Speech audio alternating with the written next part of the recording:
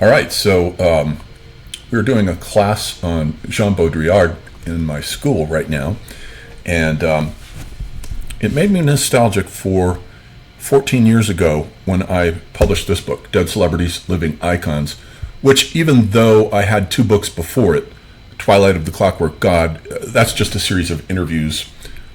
And then the second book, Celluloid Heroes and Mechanical Dragons, is a book about movies. But really, I regard those two works as apprenticeship. This is really where it begins for me, as far as I'm concerned, with this book here. Now, when it came out, it did not do very well. It came out in hardcover, and it was published by Praeger. Praeger is a major New York publisher. They've been around for a long time. So this was not self-published. This was done through, my first 5 books were all done through the normal processes. But I just became disillusioned with that whole process very, very quickly and switched over to Amazon, and it turned out to be the right decision. And then so it is still available. It says over here it's available used and new from $55. So it's a little on the expensive side, and even the Kindle is expensive, $49.50. I thought I would circumvent all that and just read it online and publish the videos on YouTube and Substack. So that's what I'm going to do. We're going to go through it chapter by chapter. So yeah, this is the whole reason I read Baudrillard's book Simulacra and Simulation, was because I knew he would have something interesting to say about the phenomenon of the iconic celebrity. And so the book is called Dead Celebrities, Living Icons. I had originally had it titled, my title was Death and Fame at the Speed of Light, but the publisher did not like that. I suppose this is a better title, or at least it's as good. Dead Celebrities, Living Icons, Tragedy, and that's the key word there, Tragedy and Fame in the Age of the Multimedia Superstar. And so this came out in 2010. I dedicated it to my son, Julian Samuel Ebert, with love. And then you turn the page, and they put a quote from Baudrillard. The cult of stars is the last great myth of our modernity. I had been working on a book called, it was a book studying superheroes like James Bond and Conan the Barbarian and Tarzan and Zorro and so forth. I was going through all these hero myths, and then I thought, isn't Elvis Presley a sort of hero? He's a real life hero, but so then I went and I got Peter Guralnick's excellent 2-volume biography of Elvis Presley, and man, I burned my fingers burned through those pages. It was like reading a bestseller. I was immediately enraptured by this whole idea. And I had remembered Camille Paglia's comments on the mythology of the dead celebrity, and then also Baudrillard and Paul Virilio as well. So that was when I first started reading postmodern philosophy and actually taking it seriously and sitting down with it and scrutinizing it and realizing I had missed something in just emphasizing German idealist philosophy and mythology and all of that kind of thing. So the table of contents reads that I divided it into 5 parts. 1, birth and rise, starting in the 1930s with the precursors. Howard Hughes, the world's first serial crash artist, and Walt Disney builds the Cosmos Electric.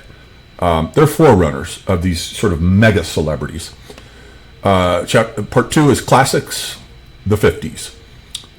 The weird and fantastic tale of the pixelation and disintegration of Elvis Presley. So that was written first. It's the 4th chapter, but I wrote it first. And then I wrote James Dean's Death by Car Crash, an analysis. And then I wrote The Strange Tale of the Wondrous Life and Curious Death of Marilyn Monroe. So those 3 were written first. And the material regarding the other heroes, like the fictional heroes, Tarzan and James Bond and so forth, I published later on Amazon. So actually, some of that material was written before this, some of it after it. So that's available as Gods and Heroes of the Media Age. And then part 3 is Tribes, the 1960s, the assassination of John F. Kennedy, considered as a case of media warfare. Now, the great and very underrated science fiction writer, literary science fiction writer, J.G. Ballard, was also fascinated with the cult of the dead celebrity. It was my fascination with reading Ballard that stimulated my mind about this. 7 is Andy Warhol's Cult of the Dead Celebrity. 8 is the Beatles, their muse, a car crash, 5 bullets, and some flowers from the dead. 9 is Jim Morrison awoke one morning transformed, evoking Gregor Samsa in the Metamorphosis when he wakes up transformed into a bug. The fourth part, the Sunset Period, the 80s. 10, Ronald Reagan, the celluloid man made flesh. 11, The Passion of Gianni Versace. 12, Princess Diana's Media Metamorphoses. And then finally, Part 5, The Myth Today, the 2000s. 13, The Multiple Selves of Heath Ledger. 14, Michael Jackson's Macrosphere, Genesis, Evolution, Disintegration, and then an afterword on the otherworldly nature of electronic culture. All right, so let's have a look. The introduction, Saints in the Age of Electronic Stained Glass. And there's a quote from a book by an obscure French pomo-theoretician named Edgar Morin. And let's see, I've got that footnoted here. His book is called The Stars. So he wrote a book on the stars too that was very useful. He didn't approach it from the mythological angle. I have a background in myth studies. I don't think he does. Almost none of the French have studied myth, other than, there's one or two. René Girard. So I've quoted him, worshipped as heroes, divinized. The stars are more than objects of admiration. They are also subjects of a cult. A religion in embryo has formed around them. This religion diffuses its frenzies over most of the globe. No one who frequents the dark auditoriums is really an atheist.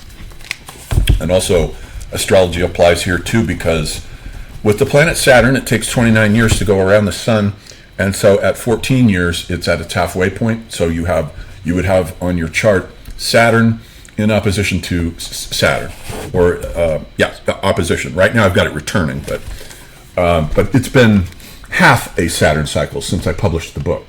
So here we go. We begin with, because I had a friend, I think it was John LaBelle, who read the manuscript, and he told me, you got to start with something dramatic. So I took from the chapter on Princess Diana, her car crash, and I put it here first. It's not a pleasant thing to think about, but it is part of the mythology of her that we'll get to. On the night of August 30th, 1997, Dodi Fayed came up with a plan to elude the paparazzi who had been stalking him and Diana. They would send a decoy car out the front of the Hotel Ritz while he and Diana would escape out the back in their black Mercedes. Henry Paul, the acting security manager of the Hotel Ritz, was selected to drive the car, although he was not Fayed's chauffeur and did not even have a chauffeur's license. In addition, autopsies by French authorities later concluded that he was legally drunk at the time of the accident and also had antidepressants in his system. They departed from the Ritz Hotel at about 12:20 a.m. with Henry Paul in the driver's seat, Trevor Rees-Jones, Dodi's bodyguard, beside him, Dodi himself sitting in the back behind the driver, and Diana beside him on the passenger side. Before leaving, Paul had gone around the front of the hotel and taunted the paparazzi that they would never catch up, thus revealing the whole plan. Hence, when they pulled away from the curb, a handful of paparazzi on motorcycles were already in pursuit. Paul traveled south on the Rue Cambon and then turned right on the Rue de Rivoli. Instead of turning on the Champs-Élysées, where streetlights would have required him to slow down, Paul sped west down the Cours Lorraine, Cours Albert un Air, which ran parallel with the Seine. Excuse my French, it's terrible, but it's the best I can do. This was a long stretch of road that would enable him to pick up speed, and indeed he did so, for by the time they had reached the mouth of the tunnel at the Pont de Lama, the paparazzi had fallen behind, and Paul was doing about 70 miles per hour in a 30-mile-per-hour zone. None of the 4 occupants of the Mercedes was wearing seatbelts, an interesting psychological detail, for one would think that at any moment in which it was important to put on a seatbelt, it would be at the start of what one knew very well was going to be a high-speed chase. This fact should be highlighted, because any psychologist worth his salt would recognize a collective death wish at work here, possibly even karmic. There was a dip at the mouth of the tunnel and a slight bend to the left, and apparently Paul grazed a white Uno Fiat, which caused him to oversteer to the left to get out of its way, but he did not steer far enough back to the right, and here's where the alcohol writes its fatal signature, and the car consequently slammed with full impact into the 13th column of the tunnel's interior. And here's a picture of it right here. These are the columns, just slammed right into it. Absolutely horrifying. According to Diana biographers Clayton and Craig, this was not exactly a safe tunnel, as 34 accidents had occurred there in the past 15 years, including 8 deaths.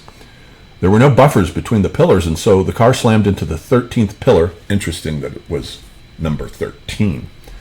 The 13th pillar with an immense force, and was then spun about to the opposite wall, where it glanced off and came to a stop, pointing in the opposite direction from which it had come. The whole front of the car had accordion back in on itself, instantly killing the driver and Dodi Fayed. Though both airbags had deployed, only the passenger, Trevor Rees-Jones, survived, although with major head injuries. Diana was found by the paparazzi after they caught up, illuminating the tunnel with a barrage of lightning flashes, while the sound of the car's horn remained stuck, blaring. Diana was sitting on the floor with her back to the passenger's side, one leg underneath her, while the other was forward onto the seat. She was apparently still conscious, although in shock, and her external injuries were surprisingly mild. She could be heard to mutter the words, "Oh my God," over and over like a mantra. And her eyes were open and blinking, so she seems to have been aware of the horror that had befallen her. When the emergency crew arrived, they claimed that they heard Diana mutter, "Leave me alone." It took them an hour to pry her from the wreckage. Her injuries were mostly internal, and they were fatal. Her heart had been pushed to the other side of her body, severing the pulmonary vein and rupturing the pericardium. As we'll see, Howard Hughes got into a plane crash, and the same thing happened to him with his heart moving to the right side of his rib cage, but he survived it. She had a heart attack on the way to the hospital, at which point the ambulance had to stop for nearly an hour to try and massage her heart back into beating on its own. Inside the hospital, she had another attack, and they massaged it once again using electroshock, but it was unavailing, for her heart would no longer beat on its own. She was gone. Her death was announced at 4 a.m. Paris time. Diana's car crash immortalized her by transforming her life into the stuff of Shakespearean tragedy. Projected on a mass scale around the globe via electronic screens, the whole drama is given a sort of mythical exemplarity about it, as though it were a parable for the kinds of dangers that lie in wait for those who wish to become mega famous in the age of real-time video screens and satellite technology. Electronic media conferred on Diana's life a mythical quality that renders it difficult to forget. Her life has become as haunting as that of Hamlet's or Oedipus's or Ophelia's, for the interaction between the modern self and electronic media has created a new myth for our age, one of the last great myths still standing after the analytical gaze of science has banished all the rest from the field of contemporary consciousness. Make no mistake about it, the cult and culture of the media superstar, as the French philosopher Edgar Morin was one of the first to realize, is a modern religion, a religion in which we are all unwitting hierophants waiting to gobble up the latest sacraments in the form of tabloids. Tabloids that allow us to devour every little piece of the celebrity's mediatic corpus through the absorption and accumulation of information about them. The crash of Princess Diana in 1997 was the climax of an epoch that began with the car crash of James Dean in 1955. This is the period during which the myth of the media superstar came into being, flourished, and began to die out. The exemplary patterns for the attainment of fame via the media were created during this period, and what is going on in our culture right now, and what is waiting to unfold in the future, is but a collection of reruns and repetitions of these exemplary mythical patterns. No one nowadays can attain to fame, and particularly to the type of tragic fame about which I have written in this book, without in some way embodying the ghosts of Marilyn Monroe, Elvis Presley, James Dean, Jim Morrison, and others. They are the platonic forms of our media culture, and they are the means by which all 21st century celebrities must be measured. This book, then, is an attempt to investigate the precise nature of this myth of the media celebrity through an examination of the lives of its most archetypal practitioners. The names of such individuals need hardly be mentioned to conjure up the particular qualities of charisma and tragic fatalism that I am talking about. Indeed, the very connection between the life patterns exemplified by these individuals was suggested in a kitschy way by Gottfried Helnwein. Let's see, his painting, if I can pull it up here.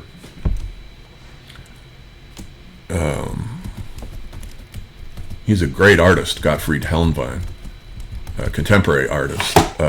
Let's see, Vine, and then it's called the Boulevard of Broken Dreams, right? Okay, so there, should bring it up. Yeah, there it is. Okay, so this is his riff on the Nighthawks painting. Where is it? Doesn't seem to want to. I guess it's running slow. and you got celebrities in there. Here's Dean himself, and there's Monroe, there's Elvis, and the great actor there, who's from Casablanca. So in his 1984 painting Boulevard of Broken Dreams, he takes over the basic staging of Edward Hopper's noirish masterpiece Nighthawks and substitutes for its brooding personages James Dean, Elvis Presley, Humphrey Bogart, and Marilyn Monroe.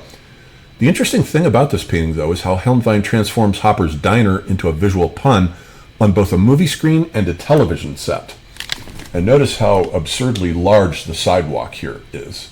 It's obviously a kind of set, and it's that large in Hopper's original painting, too.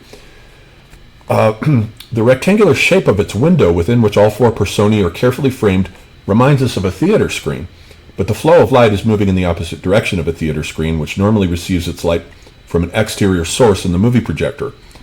The diner in Helnwein's painting, as in the case of a television set, is radiating its own interior light, which spills out across the sidewalk in a pale blue wash, like the glow inside a darkened living room, with the television set on.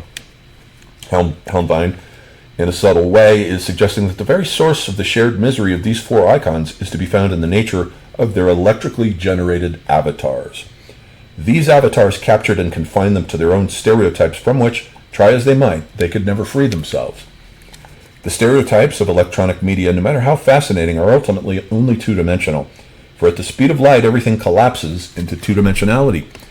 Once imprisoned within their flat electric icons, the real James Dean, Humphrey Bogart, Marilyn Monroe, and Elvis Presley had no idea what to do with the rest of their three-dimensional personalities. Marilyn Monroe, for instance, was a literate woman who enjoyed reading Tolstoy and Dostoevsky, but the flatland nature of her ditzy blonde icon was not complex enough to allow room for this side of her personality to surface into public view. The whole tragedy of her life, therefore, lay in this tension between the anxiety generated by attempting to rid herself of her own cliches while remaining true to her own complex personality.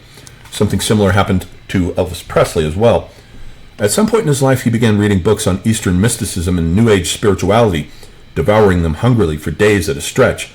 This behavior was strongly discouraged by his circle of paid friends, that's in quote marks, as well as by his agent, Colonel Tom Parker, because such conduct was not thought to be Elvesian.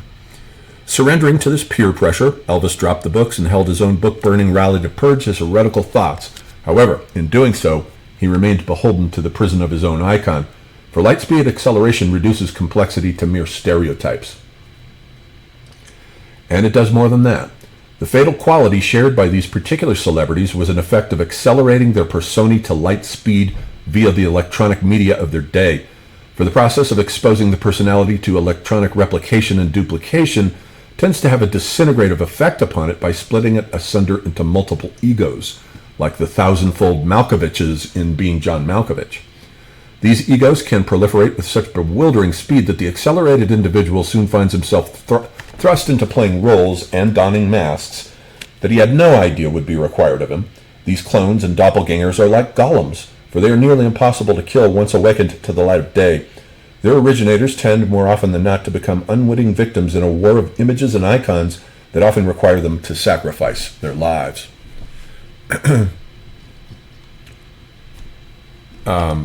The phenomenon of celebrity per se is nothing new, but the concept that this book sketches out, that of the tragic electronic media superstar, is a recent development within U.S. culture, going back only about as far as World War II.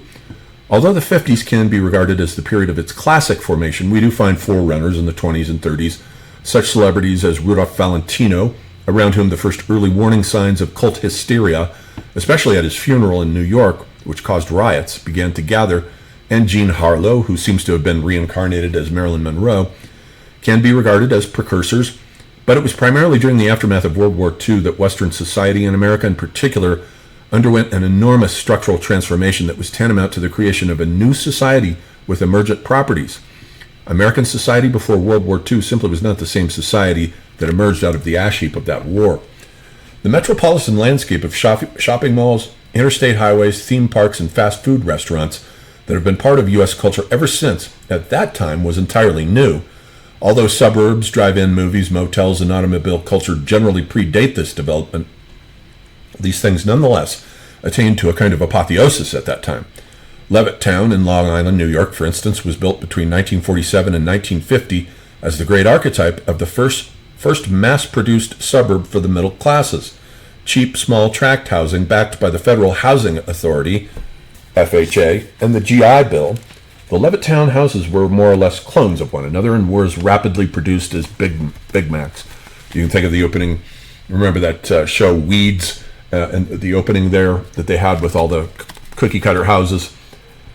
In 1956, the Interstate Highway Act was passed, and this set the process in motion of creating the world's finest and most elaborately interwoven system of roads and highways, all of which was subsidized by the U.S. government at the cost of cutting funds to public transportation systems, that is. This system became crucial to the success and spread of fast food restaurants. As such, restaurants were normally located, as they are to this day, at the entrance and exit ramps to freeways. Also located near such ramps to this day are indoor shopping malls, the prototype for which also was first built in the same year, 1956. This was the Southdale Shopping Mall in Edina, Minnesota, designed by Austrian architect Victor Gruen, who had originally conceived the idea for shopping malls while living in Los Angeles. The basic design of the Southdale Mall, with its climate-controlled bi-level interior set down into an ocean of parking that surrounded all four of its bland, featureless sides, is the prototype of the very same malls that U.S. consumers patronize into the 21st century. If the automobile and the shopping mall decentered the city by creating the new structure of the metropolis with multiple centers, then it was the explosion in electronic technology at this time that created the similarly diffuse human personality with multiple egos, precisely the type of being who would be typified by modern celebrity. The saturation of U.S. society by the television, the computer, radar, and satellite technology laid the foundations for the creation of a paranoid society. The Cold War brought into being a new world of open skies in which Russian satellites battled with American U-2 spy planes for access to information. With electronic eyes watching over everyone and with the CIA listening in on everybody with their new world of sound recorders, no longer did a place on the globe exist where they were not present. They in quote marks. This hypersaturation of the human nervous system with electronic signals and pulse fields became visible in popular culture with a new wave of paranoid characters like James Bond and paranoid science fiction films like Invasion of the Body Snatchers and The Thing from Another World. These films were attempting to convey the idea that no one could now be trusted to be who they said they were. This new ontological uncertainty regarding the status of the simulacrum versus the real became a permanent feature of U.S. society, spawning such celebrity urban legends as the replacement of Paul McCartney or Howard Hughes with doubles.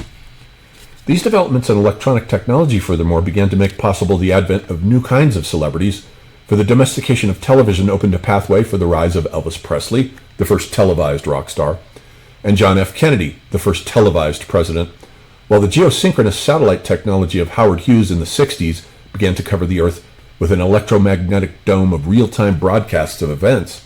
But above all, it is the blandness of a synchronized society in which everybody thinks alike and acts alike, and in which every city looks alike, that was manufactured and exported to the rest of the world at this time.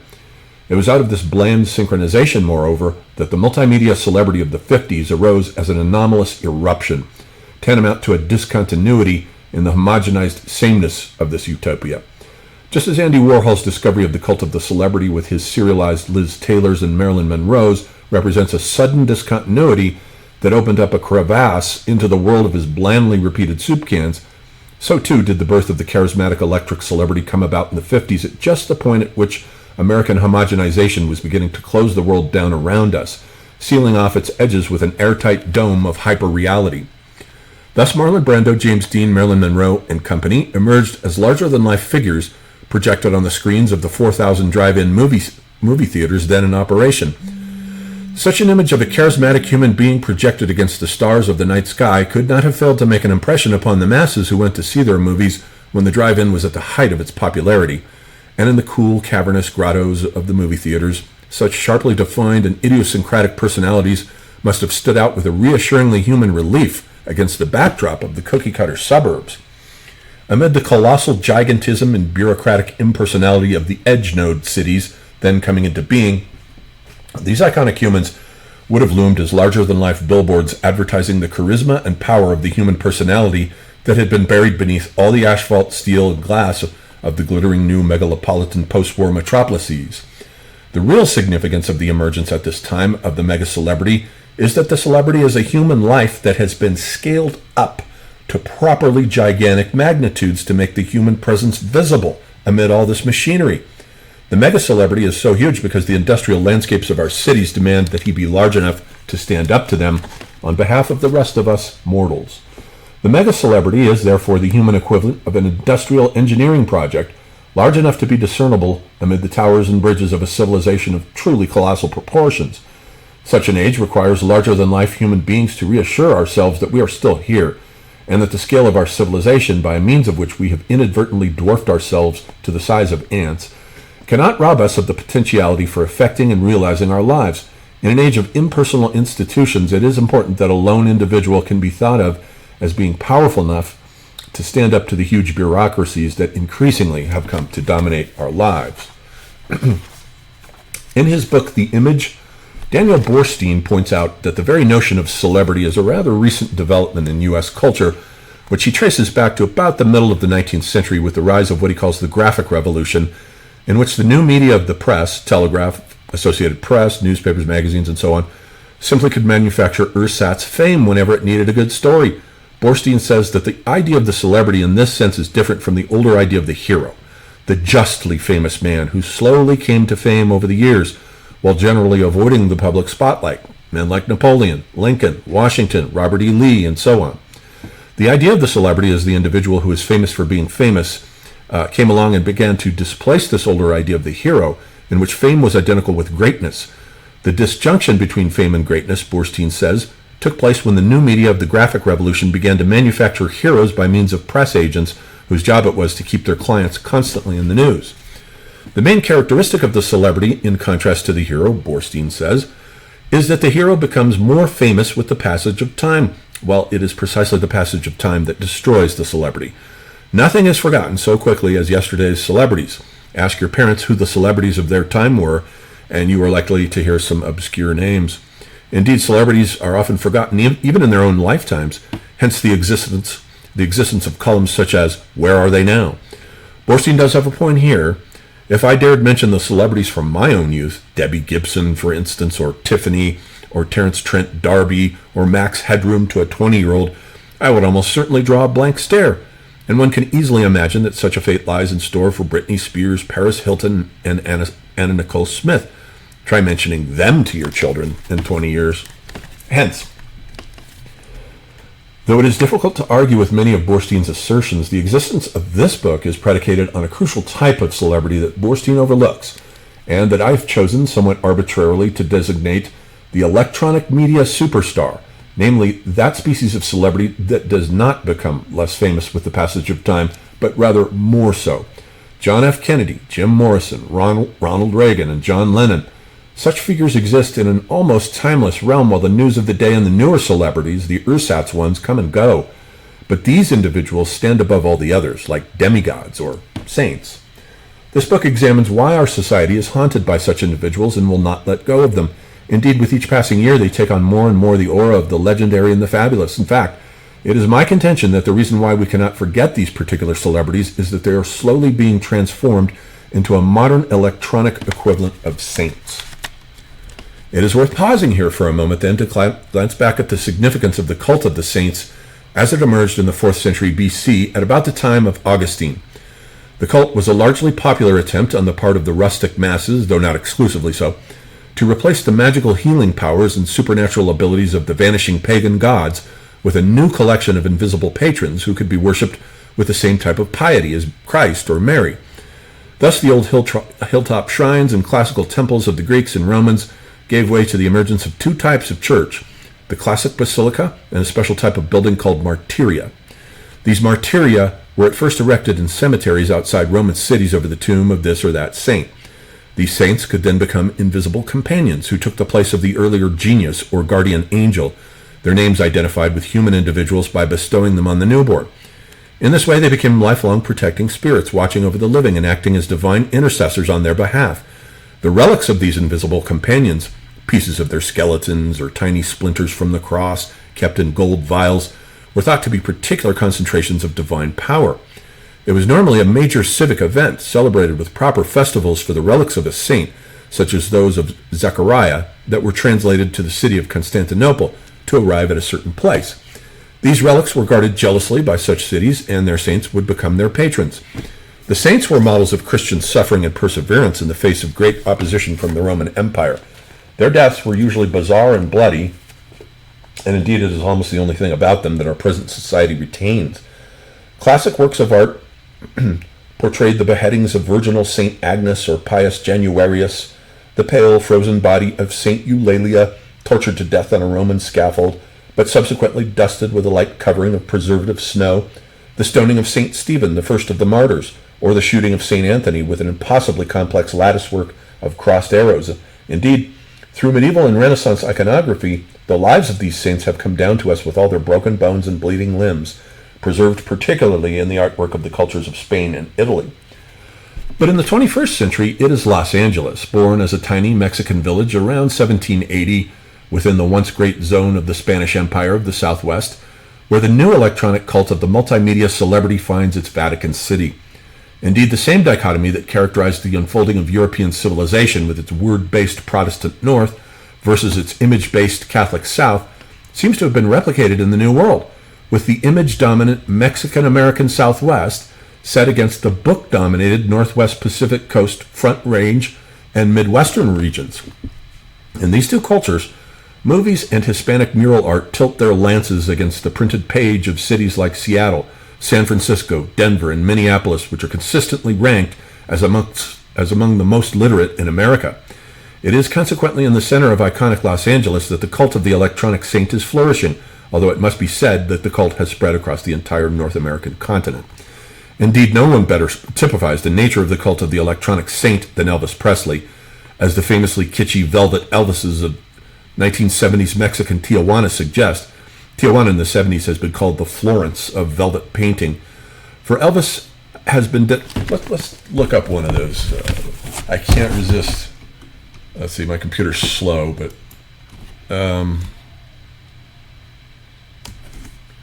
let's see, Velvet Elvis.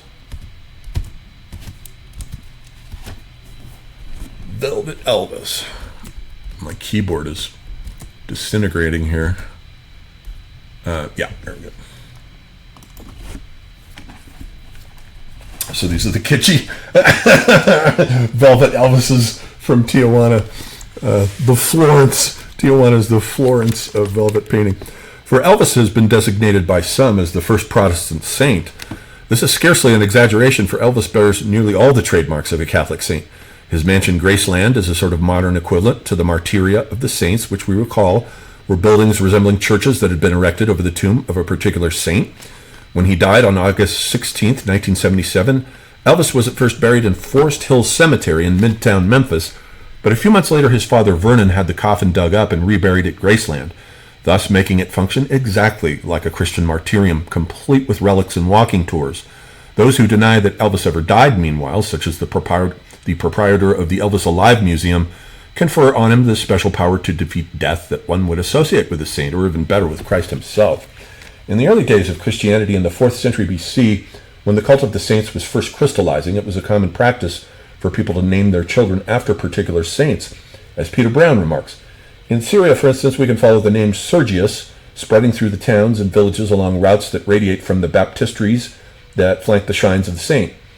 Likewise, since Elvis's death in 1977, there have been 76 children in Queensland, Australia alone who have been named after the king. This is true not only of Elvis, but also of several of the other celebrities studied in this book. A quick search on Google will reveal the numerous people who have been named after James Dean, some of them relatively well-known musicians like James Dean Bradfield and James Dean Hicks. Many children have been named Diana in deliberate invocation of the Princess of Wales. The relics of these latter-day electronic saints, when they are now highly sought after and bought by collectors at auctions, such as the lucky coin that Kennedy rubbed to get him through the Cuban Missile Crisis, or James Dean's iconic red jacket, are displayed proudly at museums, such as the 1961 Lincoln Continental in which Kennedy was assassinated, which is on display at the Henry Ford Museum in Dearborn, Michigan, or Howard Hughes' gigantic H-4 Hercules cargo plane, which is displayed at the Evergreen Aviation Museum in McMinnville, Oregon. Weird urban legends of magical powers associated with some of these objects have turned up as well, such as the stories associated with James Dean's post-crash automobile, the Porsche Spyder 550, which is supposed to have caused a number of other deaths and human injuries before finally disappearing entirely as of 1959. Furthermore, whereas the Catholic saints became saints, at least in the early days of Christianity, as a result of suffering bizarre and violent deaths at the hands of persecution by the Romans, we may say that in the present case, these new saints of electronic culture are becoming saints precisely because of enduring the passios of their descent into electronic culture. They are the ones who have undertaken the dangerous experiments of descending into the electric plasma pool and allowing themselves to be cloned, replicated, duplicated, and shot around the planet at light speed. Their deaths, moreover, have largely been the result, one way or another, of the image dynamics of this new electro-iconic culture. The shootings of John F. Kennedy, John Lennon, Andy Warhol, Ronald Reagan, and Gianni Versace were direct results of the sorts of psychological fallout that is left behind in the wake of the acceleration of their personae to light speed. For their electronically generated doppelgangers are like viruses capable of infecting and destabilizing disoriented minds. Mark David Chapman did not set out to kill the real John Lennon, but rather to unleash the same kind of iconoclastic war against his image as the Taliban did when they destroyed the Buddhist sculptures at Bamiyan. In the case of the overdoses, Jim Morrison, Elvis Presley, and Marilyn Monroe, the reader of the subsequent chapters will take special care to note how the years of these people's lives preceding these, quote, accidental overdoses were filled with attempts to, quote, kill their own media-generated personae. Marilyn Monroe, at the time of her death, was still struggling and losing the battle against the celluloid image of herself that she had generated and that prevented her from stepping very far outside the limitations of her own stereotypes. Jim Morrison, at the time of his death, had only recently arrived in Paris as a desperate attempt to flee from his rock star persona, which he wanted to be rid of. In overdosing on heroin, it is almost as though he had intentionally tried to drown his own image. Elvis Presley, likewise, had fought for many years a battle with his own image, a battle he ultimately lost. What you're about to read in the chapters which follow, then, is a series of, quote, hagiographical studies, a sort of vita celebratory, as it were, of the sufferings of the martyrs of electronic culture who lost their lives in battle against their own electrically generated images. These are individuals who had no idea that the price of their rise to global fame would involve a struggle against images of themselves brought weirdly to life by the power of electronic mirrors. Myths and tales throughout history are filled with dire prognostications of what happens when one encounters one's own doppelganger, or else comes up against the power of the strange and otherworldly technology of mirrors. What follows here is a series of portrait studies of 14 individuals who found themselves in precisely such an ancient situation, caught unawares. But before we begin, we must first ask one more question. Why these 14? Are there only 14 such examples of tragic celebrities? And the answer, of course, is no. I have chosen these 14 celebrities to study because it seems to me that they best exemplify the myth of the tragic celebrity. I could have added others, Marlon Brando or Elizabeth Taylor, for instance, but as I have confined myself only to discussing dead celebrities, this would eliminate the latter as a possible choice, and in the case of Brando, it is really only the young Brando who fits the pattern of the mythical celebrity who opens up new pathways for others to follow. Brando was indeed the prototype, as Camille Paglia remarks, for at least half the male actors currently working in Hollywood, from Billy Zane to Hayden Christensen. Nothing, however, is tragic about Brando's death, and by the time it had occurred, he had already become a ghost of himself anyway. If Brando had been killed after doing The Wild One, then we would have had 2 James Dean figures on our hands, and a chapter on him would have been mandatory for this book. Which leads me to my main criterion for selecting these particular celebrities. All of them, or nearly all, died in tragic ways, usually at young, or at least premature ages. Ronald Reagan, Howard Hughes, and Walt Disney are exceptions to this pattern, but in their cases, the final personae they projected of grizzled old men was essential to the retinal image we now have of them. For there is something of the archetype of the old wizard that hangs about both Disney and Hughes, even as young men, and their attainment of a respectable age actually added luster to this image of the priest of the machine they both projected. In Reagan's case, we only remember him as an old man, and even when watching one of his early Hollywood movies, we still see him as an old man when his character was already fully formed, unlike, say, Brando, whom we always see in our mind's eye as the young rebel of The Wild One, or as Stanley Kowalski, even in his later roles. So these 14 celebrities embody a tragic dimension in their lives. But of course, plenty of celebrities have come to tragic ends, and the list of such demises is quite long. Brandon Lee, Anna Nicole Smith, John Belushi, Jimi Hendrix, Natalie Wood, and so on. So it is not just a tragic ending that defines the pattern exemplified by these 14. It is also the fact that this particular group embodied something uncanny, something almost otherworldly, for their auras were absolutely unique and utterly irreplaceable. Hundreds have tried, for example, to imitate the aura of Marilyn Monroe, and not one of them has succeeded in capturing her strange mixture of beauty, innocence, naivete, and doom. Elvis's magnetism was so fascinating that it has spawned a virtual industry of Elvis impersonators, caricatures all, of the unique mix of guilelessness, charm, and charisma this man possessed, and James Dean's on-screen persona has been replicated 1,000 times with little or no success. As we watch him on screen in East of Eden, he conveys a bizarre scattering of contradictory emotions, as though he were uncertain of and conflicted about his own impulses. And finally, the particular celebrities I've chosen are the most persistently imitated celebrities in the history of electric culture. Just as Plato insists that we move from the particular imitations to the ultimate forms that inspired those imitations, so too have I traced these celebrity patterns back to those individuals whom I believe to be the source for all later celebrityhood. These, then, are the Platonic forms, the mythic protagonists, in other words, of celebrity culture. Just as in the arts, in which, for example, no one can aspire to be a great painter without the shadow of Picasso hovering somewhere in the back of his mind, or a philosopher without Immanuel Kant or Heidegger lurking at the periphery of consciousness, so too no male actor can aspire to Hollywood without being thought of by executives as cut from either one of the two molds established by Marlon Brando or James Dean. Thus, if Marilyn Monroe had never existed, then neither would Anna Nicole Smith. If Madonna had not existed, then neither would Britney Spears. And if the rich American heiress Jacqueline Kennedy Onassis had not existed, then neither would Paris Hilton. So, although I could have discussed more than 14 case studies, 14 will be sufficient to establish in the reader's mind the basic contours of the myth. And that's how the book starts.